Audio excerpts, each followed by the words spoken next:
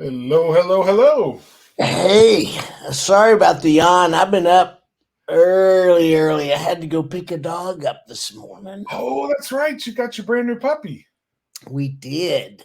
We finally have a name for him. Are you ready? I think I know what it is, but go ahead. Oh, please. You think so? Yeah, I think Marilyn and Kelly have talked, and I think I might know. I know you don't, because it's Okay. all changed. Oh, okay. When you get the puppy kind of tells you what his name is. Yes. Yeah. His name is Obi Van Dutton. Obi Van Dutton. Obi Van Dutton. It means heart between the hills. The two hills is me and Maryland. Love it. So Obi. we'll call him Obi. Obi. And he's a cutie. He's a redhead. He's Oh, just, wow. yeah, he's a red merle. And yeah, I don't know if you saw the picture I put in Slack, but he's a cute little pup. Yeah. Nice. Yeah. So, yep, that's what we came up with. And he's going to be an Obi. He's a mess. He just is all legs and he's just everywhere. he's That's great. he's 4 months old and he's already just he's getting in our laps and licking our faces and loving on everything. And the only one in the whole house, well, there's two in the household, they're not really happy. One is a little dog by the name of Brindley who keeps giving the side eye. Yeah. I don't know about you. And he keeps looking at me and looking at Marin like, when is he going home? When is this guy going home? And then Bentley, we haven't seen her since he's arrived. That's the cat. She has disappeared. She has disappeared. She has. But they're just, they'll figure it out. They What channel always. did you put it in Slack? It's in the pet pics. I'm not even in that channel. Well, Why didn't you guys put them in random like you're supposed to? Well, I don't know. I didn't know I was supposed to put them somewhere. They did a pet pick. I thought you were in there. Oh no, your dog's in there, but Jonathan put it in there. Jonathan put. I got to get added to this one. I know. I'm Yeah, not feeling a part of the culture suddenly. I know. It's terrible. Let me see if I can add you. I'll add you as soon as we're done. Yeah, Everybody here is probably going, "Oh my get gosh!" Well, on they with just it. get on with it. They're just talking about their dang dogs. Yeah. All right. Yeah, we do love our animals, though. I have to admit, we love all of us here. Oh Love yeah, our absolutely. animals. But Yeah. speaking of other people, frustrated or not, thank you for being here, being a Yes. part of this one, and just come in and give us a thumbs up or a like. Thank you to Terry and Jessica for doing that when you came in, and anybody else that comes in, just heart us or thumbs up and let us know that you're here. We'd appreciate it. Give us a comment. All right, we got a subject today, man. We do. And but before we get there, I just want to take just literally 30 seconds and thank Alyssa and Tom for not only jumping in and helping us out the first week, but Alyssa and Jonathan came to HPBA in Nashville and was able to actually film us, not really film, video us, Yeah. and put that up last week. The actual training that we did at HPBA. So I just wanted to thank everybody for on our staff for doing that, and just it is so wonderful. I got to tell you guys, I hope y'all all have people like we do, because it is just fantastic to have the staff that we have. So, Oh, it is for sure. yeah. Except when they lock you out of the pet channel in Slack. Well, that's true. I can't help that. Yes, it sounds like a personal problem to me. That's all I got to say. Yeah. That sounds like somebody just got, they didn't want to bother you too much. Oh So, well, maybe. yeah. So we're going to talk about the importance of mobile optimization for both search engine optimization and user experience. This is a really interesting topic, because most people don't know. Well, I just am all over the place here. Most people don't know that mobile optimization even exists. I mean, we talk about search engine optimization, we talk about all these other things, but what is mobile optimization? It's and it's more than just SEO. So I want to talk about that for a second. Google, I guess it's been probably a couple of years ago, has a mobile first SEO policy, basically. In other words, however you show up on your phone and tablet is how you're going to show up on desktop. So what most people don't know is you should already be optimizing on your SEO for mobile, because Google's going to look there first, and that's how you're going to rank. Yeah. So, mobile optimization is already happening. If you don't think it is, it's happening. The thing that I think that people don't understand is there's a couple of elements when it comes to mobile optimization that Google really, really, really looks at, and that is,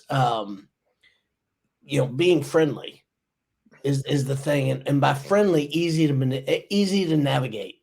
Okay, on mobile, you got to be easy to navigate on mobile. The other thing about mobile is page speed. I mean, that's really where, we look at page speed, and a lot of people look at desktop, and all that's great. But you can have just a slick page, speed on desktop, and you go to mobile speed, and it's slower than all get out. So it's really, really important for your page speed. I mean, you've got to have that really dialed in to be mobile friendly. And a lot of people don't understand that. They think page speed is all about, the page on a desktop coming up, and it really is way more about mobile. So those two things are really, really important. And then the other thing that I'm going to talk about real quick, that was the role of SEO. So I'm losing my job. Hey, Glenn, glad to see you're here too, buddy. Thanks for the thumbs up. Is the user experience. This is something that I think everybody has experienced before. So Carter, have you ever gone to a website and you got it on the mobile and you're looking for the phone number and you can't find it? It happens a lot. And but maybe just because we review so many websites, for people who are wanting to work with us, but yeah, I mean, it's a frequent problem, and that's probably even more important to have your phone number on your mobile site than it is to have it on your desktop site. Yeah. Because so many people are looking for a way to click to call, and they literally are just looking for a phone number on the site to be able to click it and dial the number and have a conversation. So, it's disappointing when we don't see it. Yeah. So that's a really big thing when it comes to user experience, especially, I mean, think about if you're going to order pizza and you can't find a phone number. You want to make a reservation at a restaurant, can't find a phone number. You want to hire a plumber, get your chimney swept, HVAC done, whatever it is, and you can't find a phone number. I mean, that's a real frustration, because a lot of times, more and more, we're seeing people doing things on their phones. Yep. It really is their phones way more than tablets. And it's since the beginning. I mean, since the advent of the iPhone and people browsing websites online, the use of mobile technology has changed with regard to how people search, or how people use websites and what they do when they're on their mobile phone versus a desktop computer or something. But it used to be that we were seeing, it was an increase in traffic coming from to websites coming from mobile, but they were looky-loos. They were or not looky-loos, rather. They were just like there to make a phone call. I mean, that's literally, people were just using it to find a phone number and make the phone call. Almost like Yellow Pages. Right. But then all the research and everything that they would do when they had a bigger screen, and they could, really research a company and look at their reviews and all of that. And that's changing. The more mobile first sites that are now out there, the easier it is to do research online while you're on your phone. And so we're actually seeing more people spending longer on websites than they used to. They're doing more than just looking for a phone number, and they're scrolling, they're looking, they're reading, they're engaging with content, watching videos. They're doing a whole lot more in the mobile experience than they used to. And I think a lot of that is because of that mobile first policy that Google instituted that has caused so many websites to get with the program and start creating mobile experiences that are actually useful. Well, and I love on mobile too, where I can be on Facebook and I can see something. I can click on it, maybe go over and read something, and then I can get off there and I can go back online and do a little bit of research here and there. And then I can go to the bottom and pull all my tabs up and go find the original thing if I want to do it. I love that experience because everything is just right there, by your fingertips. And so many of the times, and this is another thing that's just amazing to me, how many people are on their phones watching TV. So we're watching TV and we're watching a show, and I'm guilty of it. I mean, I play games more than anything else because I try to get away from. I do research and stuff all day long, so Yeah. mine is more just kind of mindless stuff. But my wife is going through Facebook and doing all the things. She'll find something. She'll stop the program because everybody does the streaming, and she'll say, "Hey, blah blah blah blah blah blah blah," and I'll go, "Oh, that's interesting," and then we'll start it back. I mean, it's just, who does it? You know what I'm saying? It's just like, everybody now. Yeah, that's what I'm saying. I would think. I thought one day I told her, I said, does everybody do what we do? And she's like, oh yeah, we're behind. Everybody's been doing this for years. You and I are just catching up. And I'm like, oh, well, okay. All right. Well, that makes sense.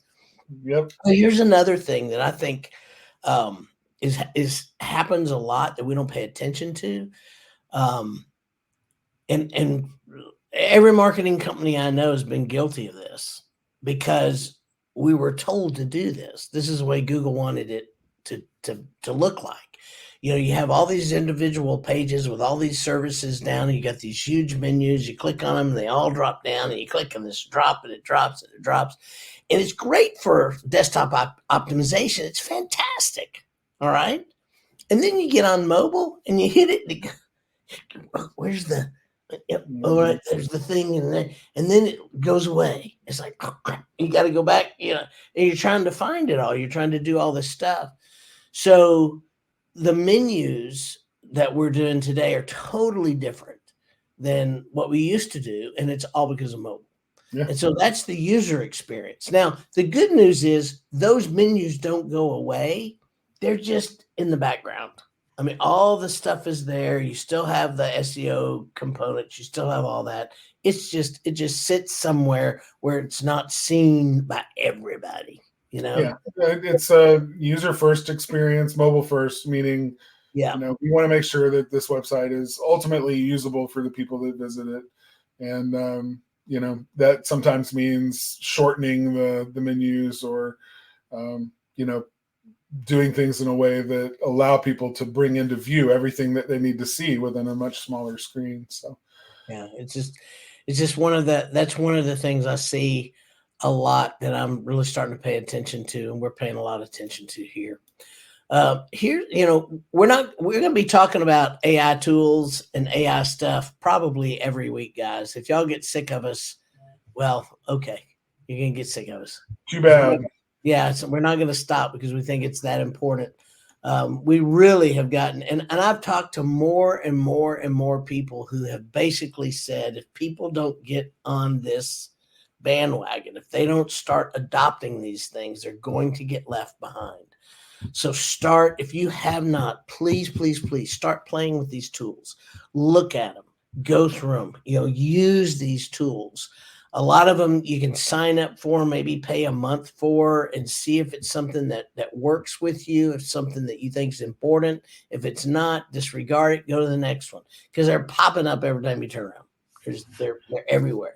Yeah, they are. And the more ubiquitous and that's a good thing. I mean, ultimately it means that this technology is going to become much more usable, much more quickly. And, but yeah, it's, if you're still a little intimidated by it because of the whole, Skynet future where, we all have to bow to our robot overlords, then we've still got a few years before that happens. And in the meantime, there's some tech out there and some AI that is incredibly useful to small businesses. So yeah, I mean, you're not selling your soul to the devil. Just go play with it and see what it'll do for you, because it's really impressive.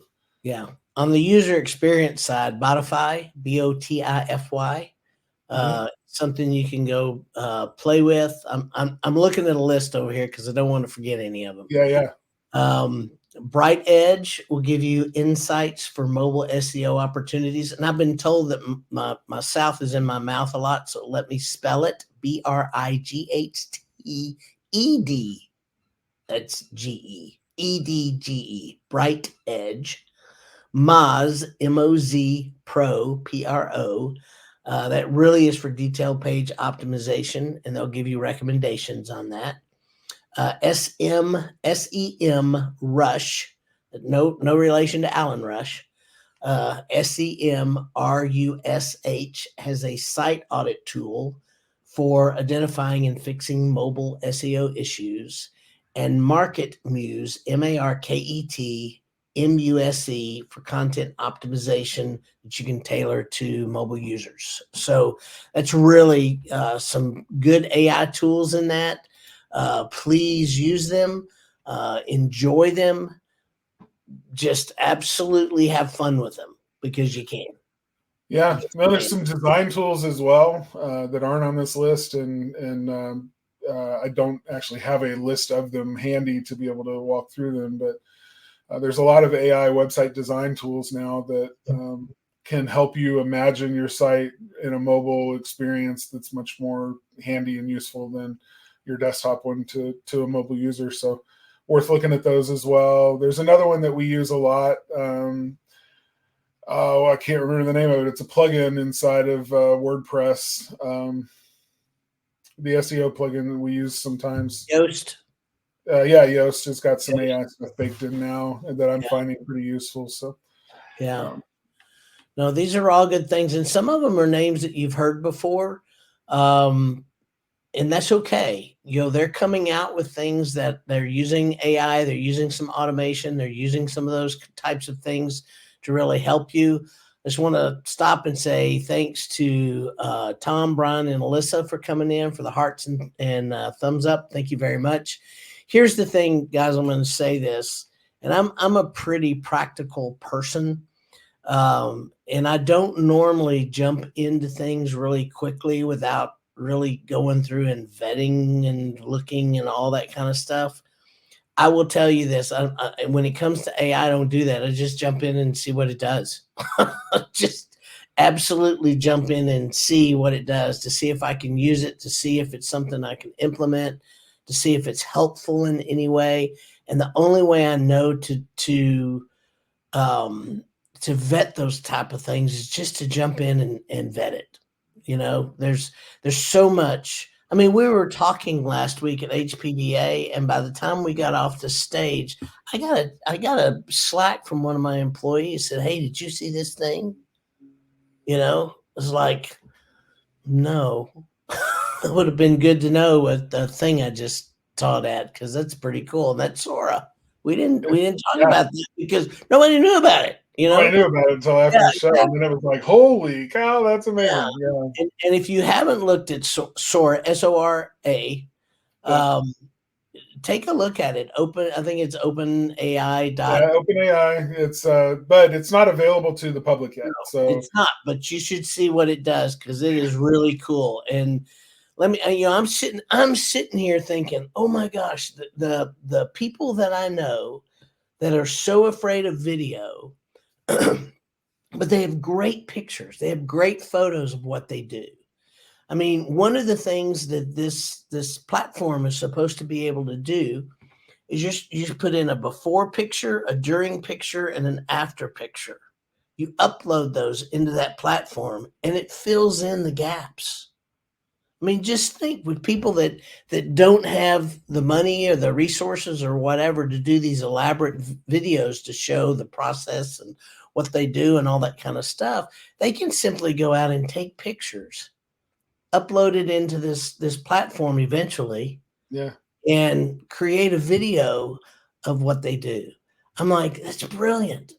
I mean, this is the thing I love, and I've had several people in our industry, in the marketing industry, go, "Oh, Taylor, I hate when you say this because it hurts to know that costs are coming down. We don't want people to know costs are coming down." And I'm like, well, but it's our responsibility when costs come down that we pass that on to our customers. We will make sure that we pass that on. And I'm telling you, I think that's the thing that excites me the most. It's going to level a playing field between a lot of the good guys that have had a lot of money and the smaller guys. And because costs are going to come down, but costs are going to come down for everybody, even the big guys. So, don't feel like, they're going to have to pay way more than you, because I don't think they will. So that's just my deal with implementation. But practical implementation is figuring out if you can implement it and if it'll work in your business. Yeah. Yeah. And that starts with playing with it and seeing what it'll do, and, keeping your ear to the ground, listening. I mean, even when we're doing, it's really hard to sound like an expert in AI, because even while you're giving a presentation, like in the middle of the presentation, somebody raises their hand and says, "Have you ever heard of this tool?" And you're like, "I haven't heard of that one. Tell me what it is." So, I mean, it's just tough. There's so much coming online so fast. And I love to hear stories of how people use AI, how they've found uses for it in their business, how they save time, how they implement processes and procedures and things that used to take a lot of time, that they're just thrilled to have it off their plate and have a way of getting it done now that doesn't involve them having to do it. And, I agree. Those are exciting stories to me. Yeah. And I really think in the marketing space, the marketing companies that are going to make it through this, we're going to be directing AI. That's what we're going to be. We're going to be managing all the AI tools on behalf of clients that don't have the time. But I think there are going to be clients out there who do have the time that will be able to manage some of these on their own. Yeah. And I think that's exciting for everybody. It should be. Yeah, it is. Yeah. So I heard the quote the other day that AI will never replace marketing agencies, but marketing agencies that use AI will certainly start replacing marketing agencies that don't. And I think that's absolutely true. And I think that's the way it is. We're actively designing a system that, will be able to, like a marketing operating system. And, one of the operators in that system is AI, that's able to do a lot of the things that we used to have to do for our clients that AI will now be able to do, which brings some cost savings.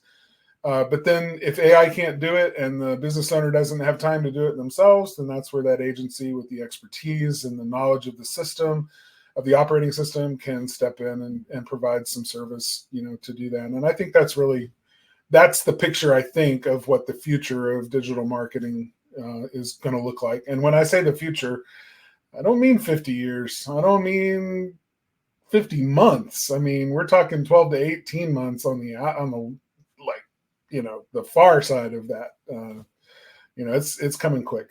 Yeah, I agree. I think at Christmas time, I read an article that said they thought that text to video would probably come out in the next 18 to 24 months. And that was in December. This is February, and they're talking about Sora.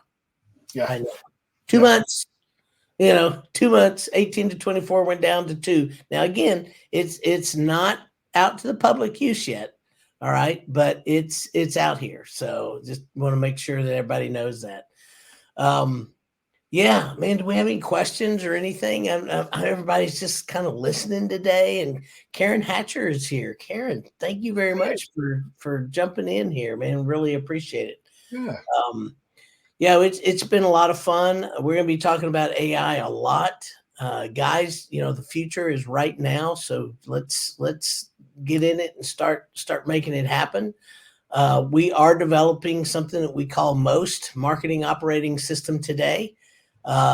we're probably going to release it during the summer, but if you are at NCSG and are curious, please stop by. We'll be more than happy to have a conversation with you about it. It's going to be fun. Yes, sir. All right. That's awesome. So if you don't know, Spark Live is also released as a podcast on Spotify, iTunes, Google Play, Podvine, or your favorite player. And next week, oh, this is going to be fun. Here we go. Optimizing for voice search. Yep, we're going to do it. We're going to jump in. We're going to jump into the frying pan and talk about voice search because it's all on everybody's mind with all these ways to search online and get your phones and it's changed really rapidly too with better AI. So yes, this is going to be an interesting conversation for sure. But it still doesn't understand my South.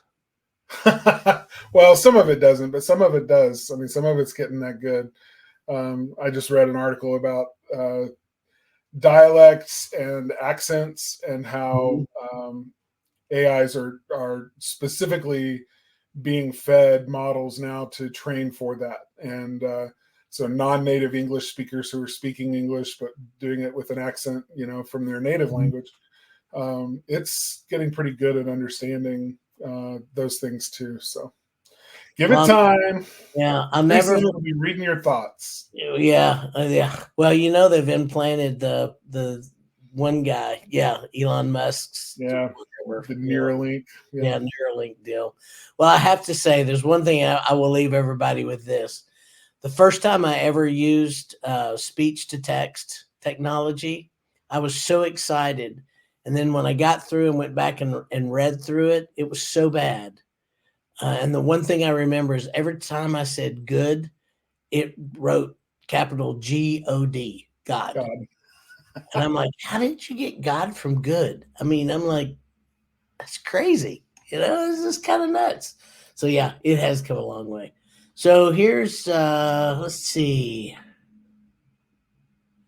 Thomas Hunkel, here we go. Looked into redesign of our business logo and found was Google search.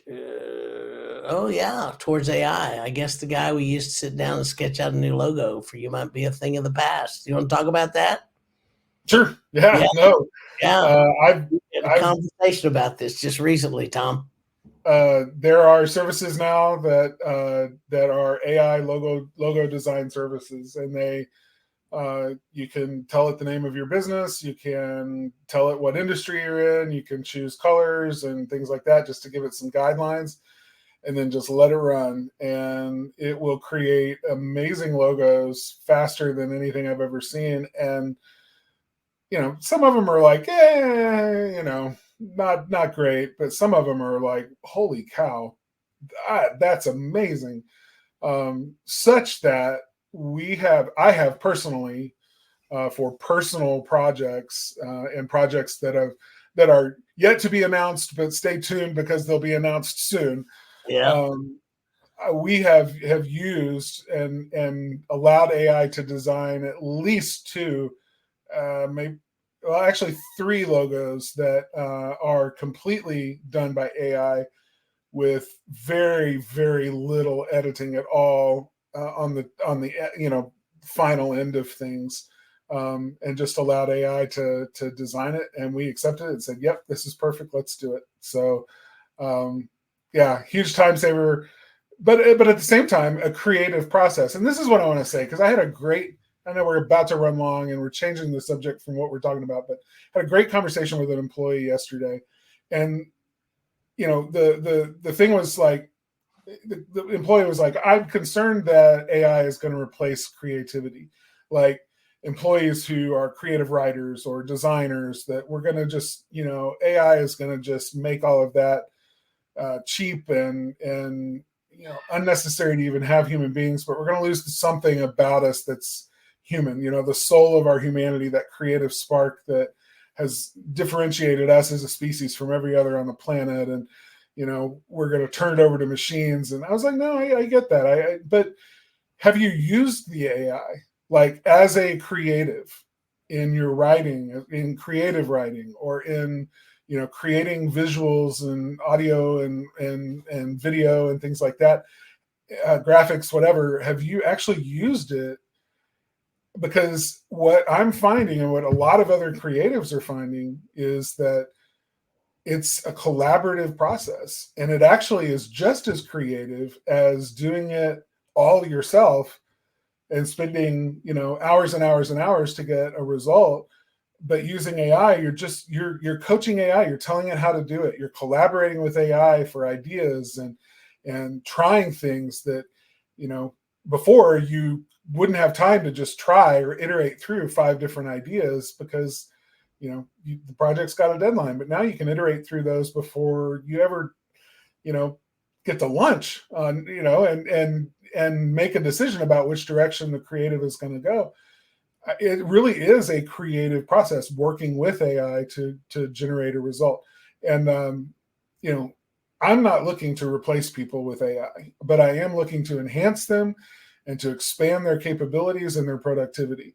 And I think when you look at AI in that context, it has so much potential. And I think it doesn't necessarily have to be, oh, well, I used to be a designer for a company and they won't let me design anymore. So now all day long, I just sit there and rubber stamp and approve what AI creates. No, I think it can be a very collaborative process, like a partner in your creative workflow. And, if you're open to that, then I think you've got a really bright future as a designer ahead of you. Because again, I don't think AI is going to replace designers. I think designers who use AI are going to replace designers who don't. Yeah, and I'm going to back that up, because I really think that you have to use it as an assistant. It's just an assistant to the process. If you can think of it like that, assistant, you would sit down and say, write an article about blah. You would say, hey, research the article, figure it out, write about it, get it back to me. Let me look at it. Let me proof it. Let me go through. Let me, massage it, this, that, and so forth, and kind of move through the process. And I think you have to do the same thing with AI. And I agree about creativity. My wife uses AI like nobody's business. Yeah, no, she's definitely a power user for sure. Among those I know that are using it most effectively. Terry says, I purchased stock photos from Adobe, and I'm finding that more and more of them are AI generated. Personally, I feel cheated. Yeah, no, I get that. I mean, she says, I would much rather support a photographer for photos for my blog than AI. I totally get that. And I think from a marketing standpoint, I think marketers need to be aware that when they use AI, if they're trying to be deceptive with it, like passing off an AI image as being something that was created by a business or by, a real person, or trying to say that this is the actual product or something like that. We already, marketers, have a reputation for sometimes doing shady stuff, of being less than reputable. But I think ethically we have a responsibility to make sure that we identify that it's AI that created it in certain contexts, in most contexts that's necessary. And I totally get wanting to support people who do good work.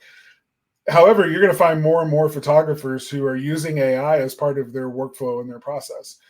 So it could be that some of the images that you're looking at, while AI was involved in the creative process, it was a person who was driving that creativity and driving the end result and looking for a type of result that AI helped them achieve that they couldn't have gotten if they were just out using conventional photography equipment. So it's, there's going to be a gray area there very soon. I'm going to jump in here too. There's nothing that you're going to find on any, whether it's Adobe, whether you go into, yes. It doesn't matter, Dropbox, it doesn't matter, not Dropbox, but you know what I'm talking about, deposit photos, all those have been touch up.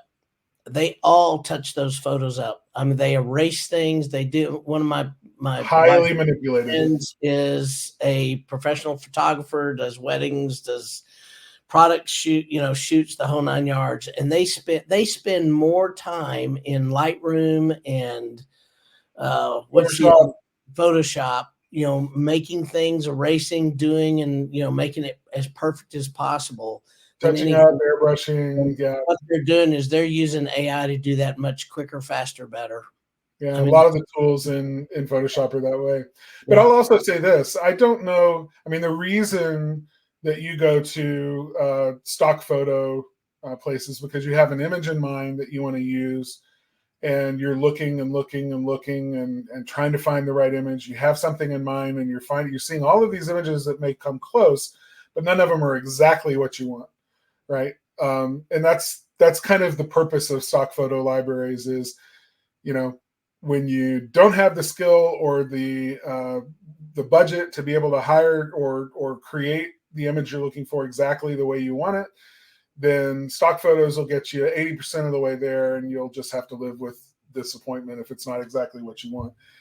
But AI is kind of the same way. I have a very specific idea in my mind of what I want to see, and I try to prompt AI to give it to me, and AI has a little bit of a creative streak of its own, and it adds to it.